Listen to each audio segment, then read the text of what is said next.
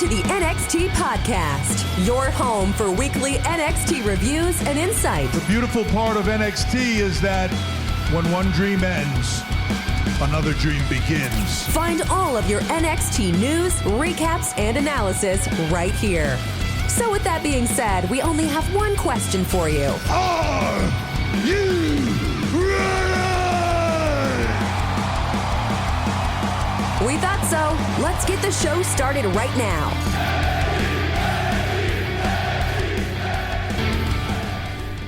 Ladies and gentlemen, hi, welcome back to the NXT Podcast. I am your host. My name is Zachary Smith. I'm very excited to be back with you here again. Hey, I mean, spring break-in's coming, huh? That's a big deal, huh? My show's doing stuff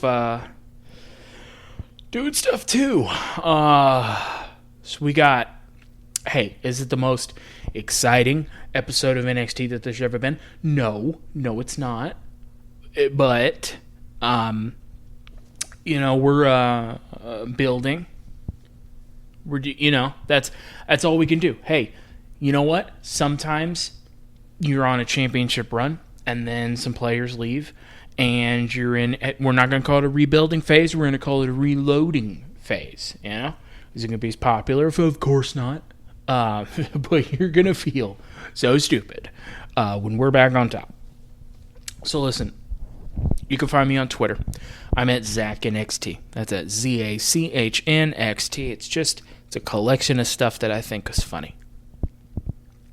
Now, usually we talk about the news and the notes, stuff that's going on. Not a ton of news was happening, and then luckily, I was recording this later in the week, and, well, not luckily, but for news' sake, it popped up that there was a bunch of NXT releases. So, I mean, it seems like this is just going to be a pretty regular thing. You know, it's just going to be something they do every once in a while.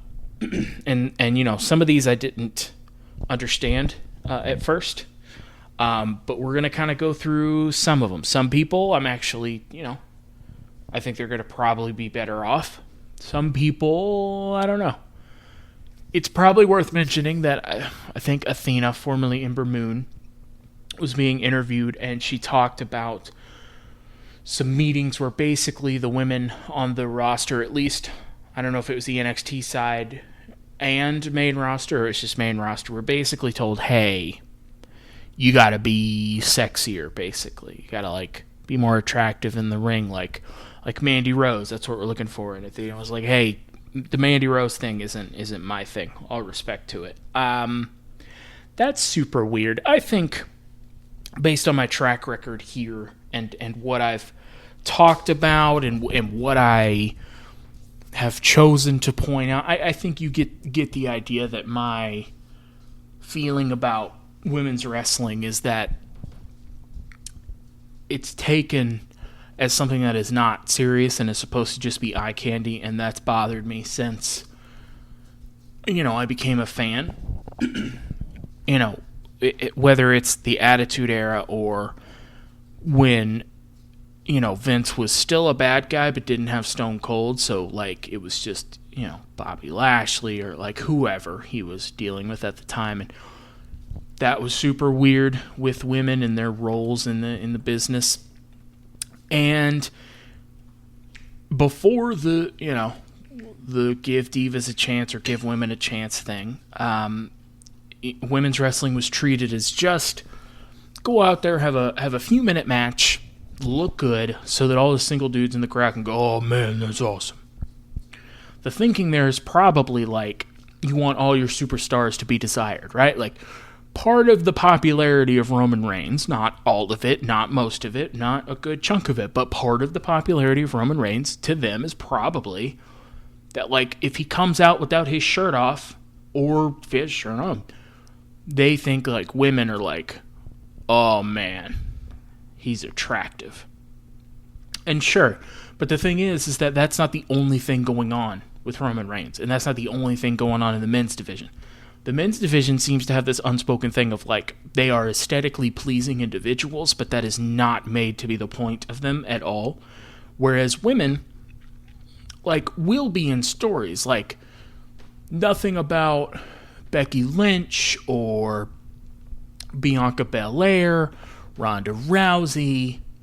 Nothing about some of the women that are on top of WWE indicates, like, oh my God, look how hot they are. That's not a determination on, whatever, their looks, anything like that, but that's not the point of their presentation. Ronda Rousey will kill you. Bianca Belair is like an unstoppable force, and even if you take her down, she's going to come back around. Becky Lynch is the man. She's big time back. She's the most over woman in WWE. When Bayley was around, the best women's wrestler WWE has right now, don't at me. Like, that wasn't the point. And, I can't think of any reason why the former Ember Moon would be, like, making this up. And I don't understand how, I was going to say in 2022, but really, altogether, like, ever, I don't understand how you, like, okay, the men, we got all these cool storylines for you. And the women, like, two of you will be in a, like, Trish Stratus and Lita, you will be in a story. But, like, everybody else, like, hey, we're going to do mud wrestling. And now it's like we've made huge strides, and, like, Bianca and Becky can have the type of story that should main event a WrestleMania. Or Becky, Charlotte, and Ronda. Becky and Ronda had the kind of story that should main event a WrestleMania. And, like, the fact that, like, part of the consideration is still, oh my God, hey, all you girls, you need to be, like, hotter. Like, none, like, you guys are hot, but, like, not, like, be hotter. Like, be like Mandy. And I think you've heard in my NXT show every week, I've kind of pointed out that Toxic Attraction, Mandy Rose, Gigi Dolan, Jacy Jayne are all incredibly talented. Mandy Rose has had a career, like, reinvention. I never thought that she would be a singles champion in WWE the way they presented her. Gigi Dolan is going to be the breakout star from this group, and Jacy Jayne has never had anything where I'm like, oh, she wasn't ready for that moment. But the focus for them, and mostly for Mandy Rose, has been, oh my God, look how hot she is. Like, the way the camera goes on to them, the way that they're talked about, the way that they talk about themselves. And some of that, I'm sure, can come down to, like, self-confidence, right? Like, I'm the champion, I'm very good, and I'm hotter than you. That makes sense. I don't understand why the company is so concerned about it, that they think that, like, I'm incapable of watching women's wrestling without the be super hot. Like, I don't care. It's not like it bothers me. It doesn't work on me, and I would rather you focus your time on the stories you're telling.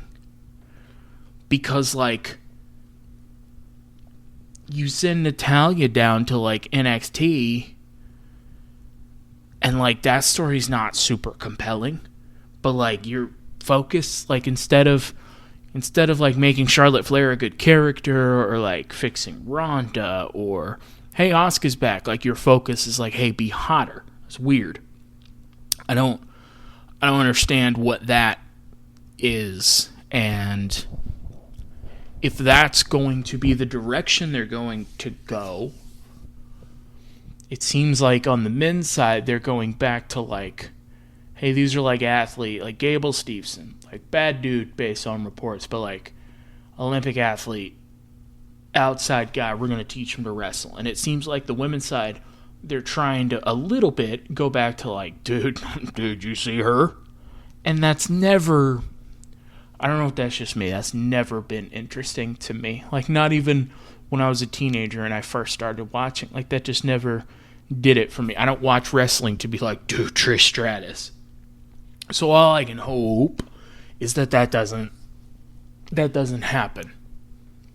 But it felt worth mentioning. The other thing is that we had some releases, as I said. Now, some of these people like in the Performance Center, weren't working out. There's a few notable names on here, though.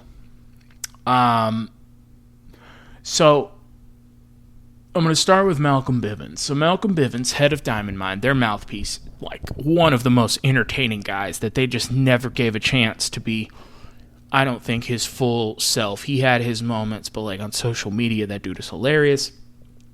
He's a natural talker. He can make you hate him, so on and so forth. He's really good. And he got his release. And at first I was surprised, but then reports came out that he was offered a new contract X amount of time ago and did not sign it. And so, assuming that is true, good for him. You know, he was in NXT. NXT completely changed. He got this faction, Diamond Mine, where like it's the main guy, the Triple H of Diamond Mine is Roderick Strong, who's wonderfully talented but was miscast in that role. You got the Creed brothers, there's potential there. I keep forgetting the woman's name in that group, but like there's breakout potential there, but like nothing was really happening. There probably weren't a lot of chances for you to go up to the main roster. I think he would have done well there, but like aside from Paul Heyman, they don't do the manager thing a lot. They're not a company, at least at the moment, that is super into having somebody come to the ring with somebody all the time. I don't know if it's because of the same reason they think about like tag teams, where it's like, I'd rather pay 2 guys than 4. Like, I'd rather not deal with bringing out a manager and dealing with 3 people. I'd rather deal with 2. I don't know. But, like, chances were he wasn't going to be going up to the main roster and, like, managing Brock Lesnar. Or even on the main roster, managing anybody. If he were, it would be, like, a comedy thing. Like, he would become an advocate for Ezekiel or something. And that would probably be fun. But, like, that's not going to go anywhere. And I don't know if he wants to do stuff. If he just wants to have more freedom to do stuff. If he wants to go back to Stokely Hathaway, and I don't know if that's an AEW thing, Impact. I don't know if he wants to just kind of move around, but good for him. He was in a system. He did his thing for a while. Got some exposure, hopefully. And he was moving on. That works. So Persia Pirotta was released. They were like just giving her TV time. I don't know if they just thought that there's nothing there. That seems like the kind of thing you would want to identify before you put her in storyline, but that's just me, you know? And also, like, in her defense, might not be her, might be the story she was in. But also, Dexter Lumis got released. Now, on one hand, I saw some discourse that, like, oh man, that's going to be weird for Indy Hartwell, her on-screen husband, was released. And I mean, yeah, sure. Like, that certainly is, that's factually correct. But also, like, they told the Indy Hartwell Dexter Lumis story, and it was weird and ridiculous, and then they had a wedding, and it was delightful. And then they were married, and then they were kind of sort of doing their own thing. Every once in a while they'd cross paths, but it's not like Dexter Lumis was an integral character to the Indy Hartwell story. He was integral in that, like, in storyline, that is her husband, who she loves very much. But it's not like they were doing a lot with it right at this second, where the next time she's on TV, it's going to be super duper weird or anything. So from the perspective of just Dexter's side of this, it's interesting, right? Because when Dexter Lumis first came on, I was hosting the show, and I really liked the character. I liked the music, I liked the Titantron, I liked the presentation, I liked what he did. I didn't know that it was basically Sam Shaw from Impact. I hadn't watched it. But it was a cool character. It was different, right? He was silent, he was creepy, he was not great in the ring, but like you could tell stories with him. And then, you know, he comes on, he has a lull, because I don't know that there's a lot that you can do with Dexter Lumis. You can either go serious, hey, this dude's creepy, which will run its course. Like after the Cameron Grimes program kind of ran its course. Or you can go super silly with it and like, hey, this dude's getting married to Indy Hartwell. And eventually that runs its course. So I don't know if this is a situation where it's like, hey, like a lot of times I say, you could tell a different story with this person. So like Persia Pirotta gets released. Like I have no way of knowing that like if you put Persia Pirotta in a different story, in a different role, if she would do better. The Dexter Lumis character, his face is so synonymous with that is Dexter Lumis that I don't know what you do with that character.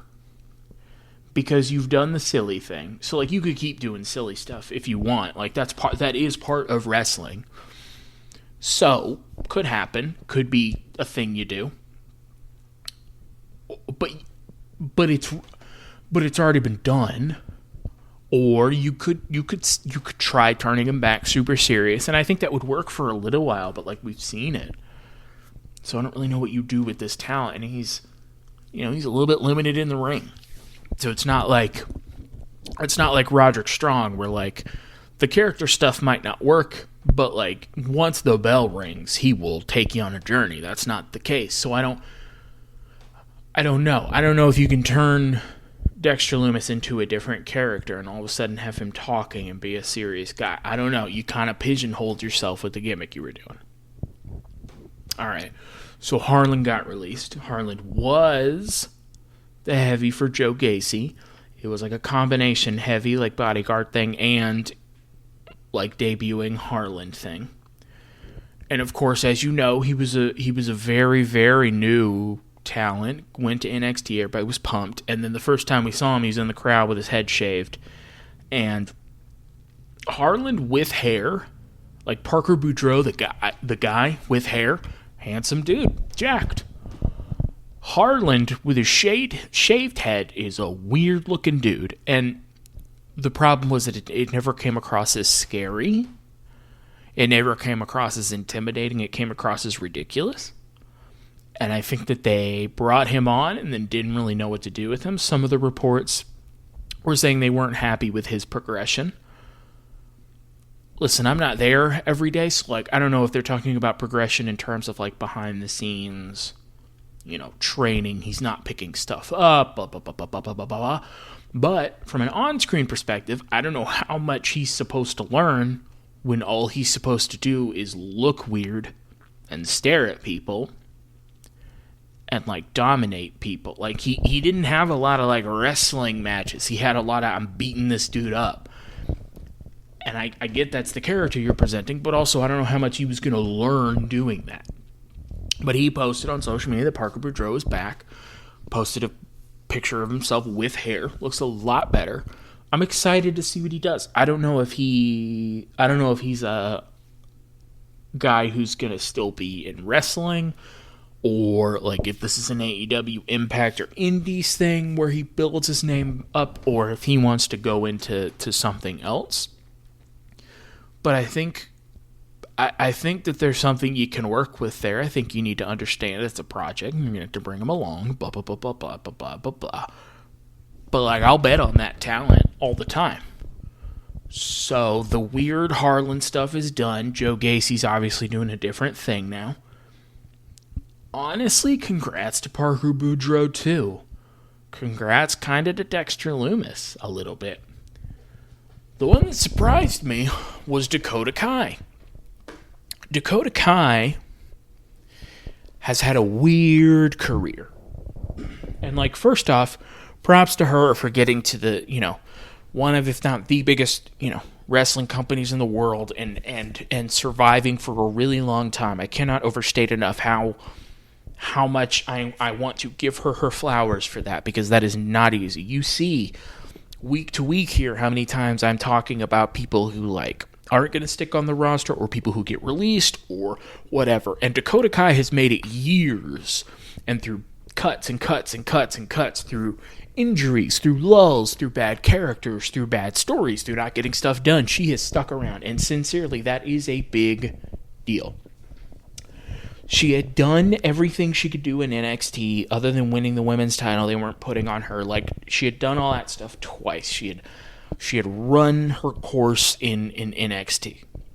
And I think a lot of people assumed that we were going to see Dakota Kai on the main roster at some point. Now, as with every call-up, you don't know what they're going to do with them. Like, if you put some resources behind Dakota Kai, she can deliver in promos, she can deliver in matches, you can have something there.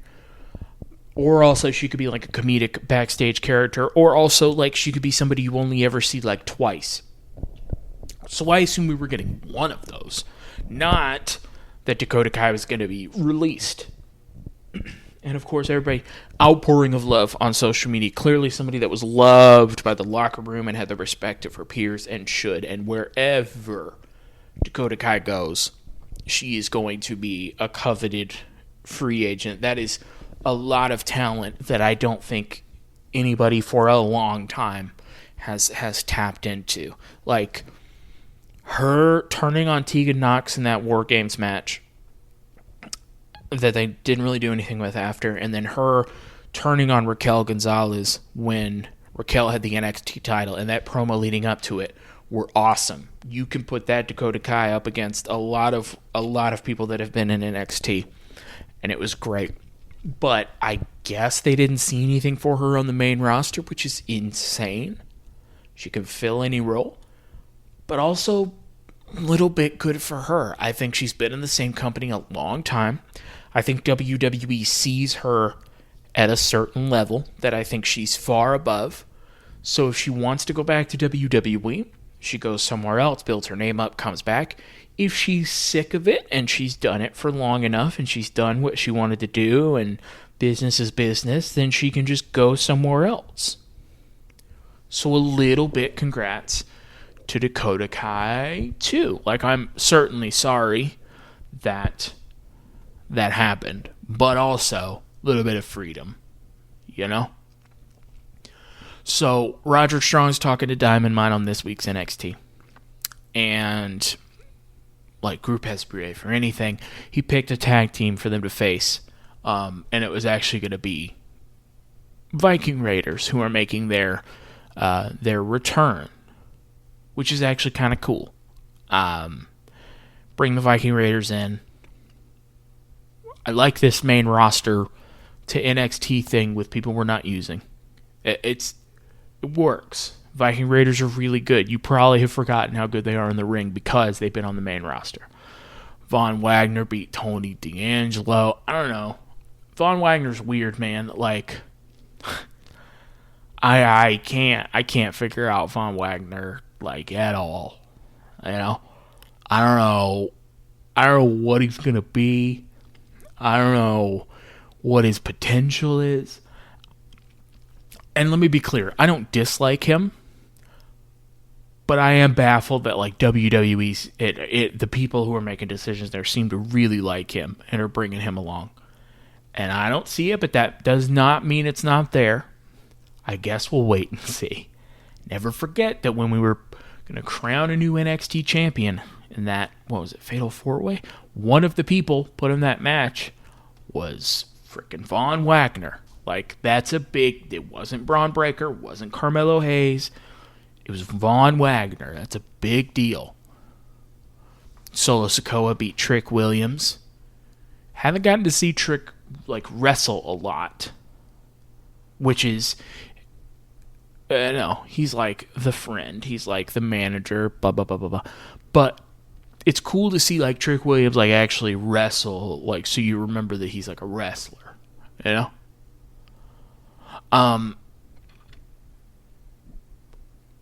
So the Viking Raiders had a match here against Idris Enofe, I forget if I'm saying that right anymore, and Malik Blade, who are still out here grinded on NXT. They're really good. I don't know if they're ever going to do anything with them, but they're really good. But the Viking Raiders won.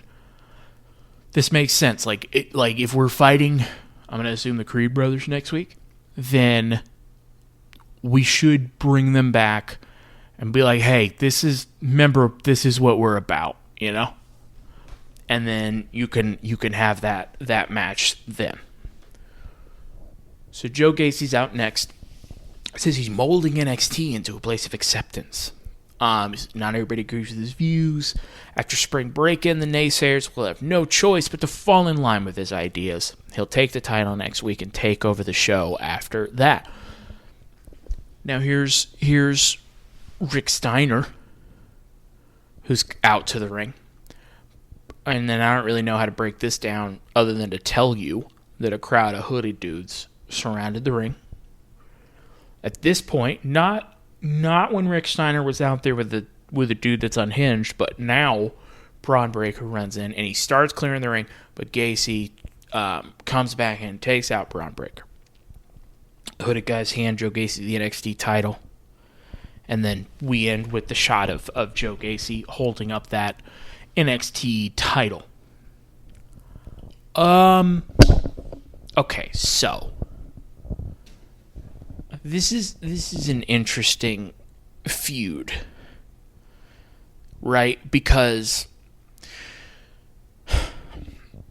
Braun just won this title back after like a good long while of Dolph Ziggler being the NXT champion. So it's a little bit weird of a setup, right? You don't really know. You certainly didn't know then and don't really know now how solid your foundation is on Braun Breaker staying in NXT. So is it possible that Joe Gacy beats him and that's the last time we see him? I mean, yes, but also that's what I thought with Dolph. So I'm not just going to keep saying that because I think like eventually it'll happen. I'm not super into getting predictions right. I'm interested rather in ideas and saying what I think's going to happen, and then, you know, honestly, in life I kind of go for what's funnier, so I almost hope I'm wrong so that like somebody can make fun of me for it, you know? So like, on one hand, I can never fully discount the possibility now that Braun Breaker's going to lose that title through some shenanigans with these newly debuted hooded characters interfering. And then that gives them an excuse to send Braun to the main roster. But also, if you were going to do that, why didn't you just do it with Dolph? Why'd you have Braun get the title back from Dolph unless he's staying around a little bit longer? So I really don't know. If you're making me pick, Braun's keeping that title. I don't see Joe Gacy winning it. I think Joe Gacy is just a challenger that they have lined up for Braun Breaker. Because if Braun's going to be the champion, even though he's going to the main roster probably soon, Braun is still new. He has not had that many matches. He hasn't had that many opportunities in front of a microphone, in front of a live crowd. You've seen him a lot. And he's been featured a lot as one of the guys from the future with like Carmelo Hayes and Grayson Waller. But he has not had that much seasoning. And so putting him in there with Joe Gacy, who, never forget, is a fantastic... He's just a really good wrestler. And I think that helps Braun Breaker to be in there with guys that have been there. I think that Dolph Ziggler feud probably helped him tremendously. My utopia version of this is that while working with Dolph, he picked up a lot of things from Dolph, who has been in this company for years and years and years and years and years and years and years. So hopefully every one of these feuds that they do is against somebody who's a really good worker, a psychologist, something, and that can teach Braun Breaker something so that he's not always just the, hey, I'm jacked up and I'm going to fight you, dude. This is the first time that, like, you know, hey, your dad's in this, and so we're acknowledging your dad, and now there's super personal stuff and all that. So I'm hoping that this really kind of helps elevate him, because he is going to the main roster, probably sooner than later. I don't know when, I don't know who's going to beat him for that title, but he'll go, and I want him to have the most experience that he can have before he goes up there, because it feels to me like that would be helpful to at least know what you're doing. But he's new enough that, like, he's not going to get any of those pesky indie worker negatives that don't fit in line with the broad reach and spectrum of our company's vision for the world of entertainment and live entertainment, blah, blah, blah, you know. So, Braun Breaker wins, you know, hopefully.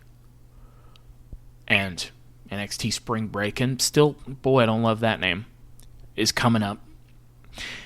Again, is the show red hot right now? No, it's not. But it is a lot of fun talking to you about. But that is the end of the show. One more. I want to hear what you thought. I want to hear what you think of the releases at ZachNXT. At ZACHNXT. Otherwise, that is it for NXT, so that's it for me. I have been Zachary Smith. You have been fantastic as always, and thank you for listening.